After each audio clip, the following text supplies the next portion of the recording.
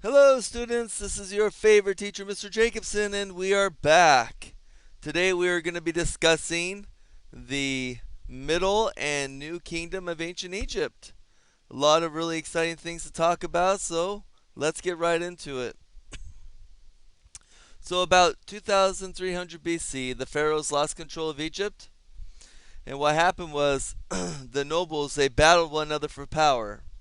So the pharaoh ultimately, at the end of the Old Kingdom, which we talked about last week, they started giving or allowing the nobles to get too much power. And if many nobles have power, then collectively they are quite powerful, which means the pharaoh is weaker. And if the pharaoh is weaker, then there's instability because then you have nobles challenging the pharaoh for power. So this is the end of the old kingdom. There was great strife and confusion and fighting in Egypt for 200 years, about there almost, because Egypt was no longer united. Remember, the Egyptians believed that in order for Egypt to be strong, Pharaoh needs to be strong. If you don't have a strong Pharaoh, then you're not going to have a strong Egypt. If you don't have a strong Egypt, then you don't have laws, you don't have a government that can protect the people, and you have a very poor way of life. So this is not a great time to be living in Egypt because Egypt is having civil war. People are warring against each other constantly until somebody rises up and conquers and unites all of Egypt once again. So eventually that happened. Finally, a new dynasty of pharaohs came to power. They moved their capital south from Memphis all the way to Thebes. So we have Memphis over here, and then it's going right back down to Thebes.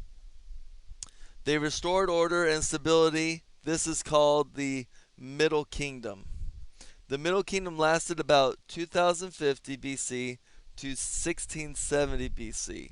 During this period, Egyptians enjoyed a golden age of stability, prosperity, and achievement, especially when it comes to art and the achievements of everything around surrounding art.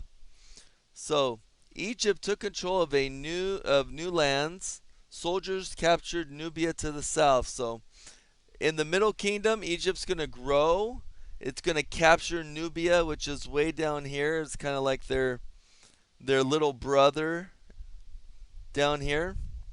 And so they have all of this, and they're going to have all of this, including the Nile Delta, which is up here as well. So Egypt and the Middle Kingdom is not only united, but it's now stronger, it's bigger, and bigger means more land, more power. You can get a tribute from people who have to pay taxes and so on. So Egypt is getting stronger again in the Middle Kingdom. The conquered peoples sent tribute and forced payments to the Egyptian pharaoh, enriching the kingdom within Egypt. The pharaohs added more waterways and dams. They increased the amount of land being farmed and built a canal between the Nile River and the Red Sea. So they successfully got a canal from Nile River to Red Sea here, um, but it's further up where they're closer together. During the Middle Kingdom, art, literature, and architecture thrived. If you don't know what thrived means, look it up, but I'll tell you anyway. Thrived means it increased. It got better. People loved it, and it was a very popular thing to explore in the arts and literature and architecture during this kingdom. Painters covered the walls of tombs and temples with colorful scenes of the deities in daily life. Sculptors created large wall carvings and statues of the pharaohs, showing them as ordinary people rather than godlike figures. That's very important to understand. I'm going to repeat that again. That's because it's that important. Sculptors created large wall carvings and statues of pharaohs, showing them as ordinary people rather than godlike figures. So think about it. The Old Kingdom, how did they view Pharaoh? And now in the Middle Kingdom, how are they viewing Pharaoh's role? Instead of building pyramids, pharaohs had their tombs cut into cliffs west of the Nile River. This area became known as the Valley of Kings, and this is a beautiful picture of the Valley of Kings as it may stand today. The Hyksos, so mighty warriors from Western Asia invaded Egypt and ended the Middle Kingdom. We really don't know exactly where the Hyksos came from. They came somewhere in the west of Asia, but somehow these individuals came through Egypt.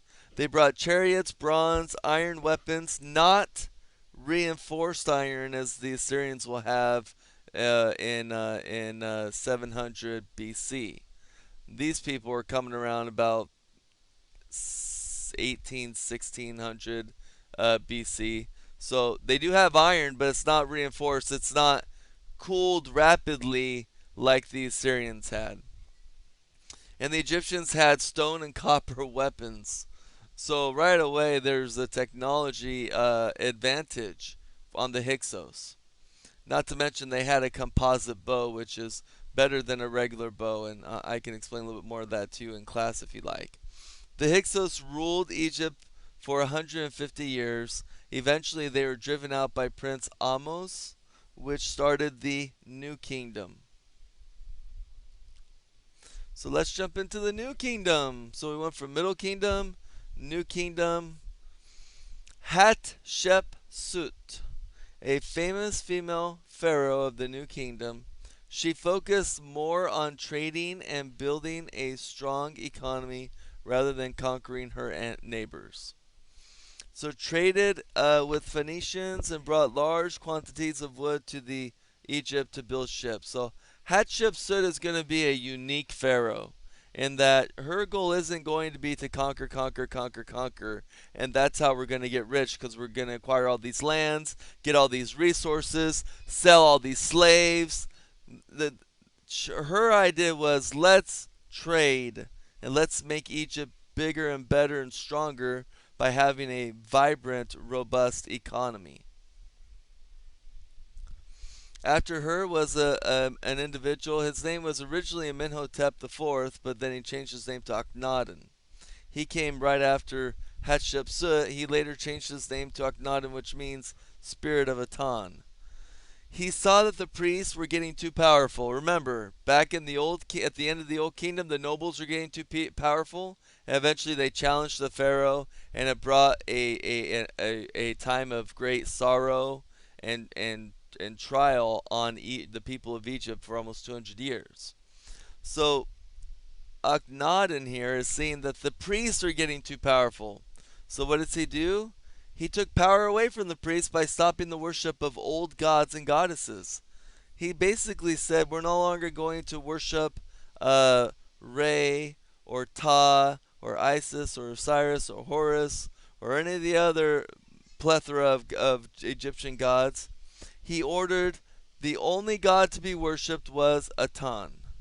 And it's interesting because he put the name Aton in his new name, Akhenaton, which originally was Amenhotep IV. He ordered all people. He said, look, we're no longer worshiping all those old gods. We've been worshiping them for thousands of years, but now we're going to worship this one God only. Most Egyptians did not resist this. Egyptians did not resist his religious reform, and it should be, that's a mistake. It should be most Egyptians did resist his religious reform. And after Akhenaton died, everyone went back to worshiping the old gods and goddesses. So during his time, a lot of things were destroyed of old gods.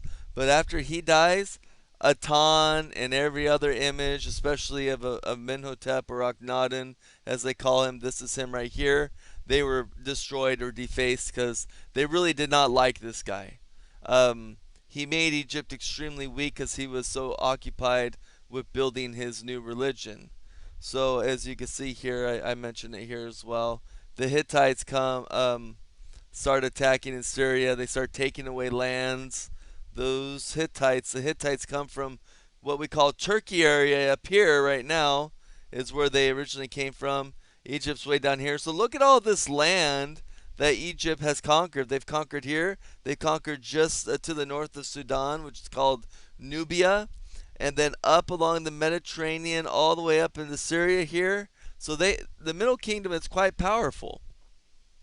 But under Akhenaton, um, the Hittites attacked Syria, and Akhenaton is so preoccupied with building his religion that he doesn't really see it happening. And once they've taken it, then he just gives up and lets them have it. So shortly after Akhenaton was a boy pharaoh. He was called at 10 years old. His name is Tutankhamen, and people know him as the Great King Tut. So King Tut, because he was 10, he was basically tutored, more like strongly advised through wise men, how to run his kingdom until he became more of age. The sad thing about Tutankhamen is that he never really became, I guess, of age per se. I think he died around 17 is the guess. We don't know why he died. Some people think he may have been assassinated. Some people think that maybe he had some kind of a disease, a life-threatening illness. Who knows?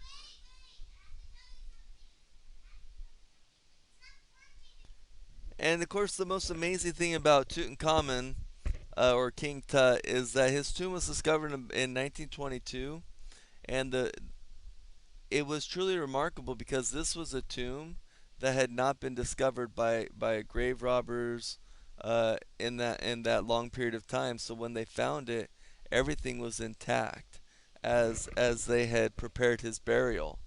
Usually you might find a tomb, but all the gold had been stripped away. Anything of value had literally been taken. And so you really couldn't see it as it really stood. But in this one you can. So let me show you. So here's King Tutankhamun's tomb. Look at this beautiful sarcophagus that he was placed in. Beautiful. Look at these beautiful paintings in the back that they prepared to help him with the Book of the Dead. Here's a picture of his face here. And again, I'm not trying to I'm not trying to gross you out. I'm just trying to give you an idea of how well preserved Tutankhamun lived. Gosh, I want to say what about 1600 BC, somewhere around there. Okay, 1500, 1600. Um, and look how beautifully preserved. I mean, this is over 3,000 years ago, and look, you can still see kind of a little bit maybe what he kind of looked like. And this is a picture of him for the Book of the Dead. You got the hieroglyphs and everything. Here's some more wall paintings. Here he is being introduced to Osiris and being accepted into the underworld. And then one of the, I say probably the greatest pharaoh to ever grace Egypt is a man by the name of Ramses the Second, or known as Ramses the Great. And he was probably most effective about rebuilding the kingdom. Remember, the kingdom had gotten kind of weak. You have Akhenaton, who let the Hittites take Syria, and then you got a boy Pharaoh who's supposed to be leading, and he dies young. So eventually, down the line, you get Ramses II, and this happened about 1279 BC, and he's going to do some remarkable things. During his time, Egypt is the army is going to regain lands from Western Asia, and he's going to completely rebuild the empire. Ramses also launched an ambitious building program, constructing several major temples, including the temple at Karnak, which is right here. After Ramses II, after he dies, and he ruled for like, gosh, 80 something years, 80 plus years. I don't have the exact one, but he ruled for a very long time. Uh, After Ramses II, he dies. Egypt got weaker. Egypt lost its land to the north because their enemy had strong iron weapons. Remember we talked about the Hittites? Well, that's them. So the Hittites, I'm sorry, we talked about the Assyrians. So slowly the Assyrians start coming in. Eventually they conquer. Iron ore was not plentiful in Egypt, but it was plentiful up in the north where the Assyrians and the Hittites were. So Egypt tried to get iron weapons, but they paid a lot for them because they didn't really have that ore there. The Libyans eventually attacked the west. The Nubians come and they attack them. The Syrians eventually put an end to them. So then that's the end of Egypt in a nutshell. Uh, and Egypt will never be an empire again. So after the new empire, new kingdom, and it is taken out by people from the north, and also the Nubians and the Libyans, and everybody wanted a piece of Egypt. In the end, they were just too weak and they couldn't sustain themselves. So, anyway, go ahead and write your one-page summary. I look forward to talking about all this with you at the first of the week. Bye bye.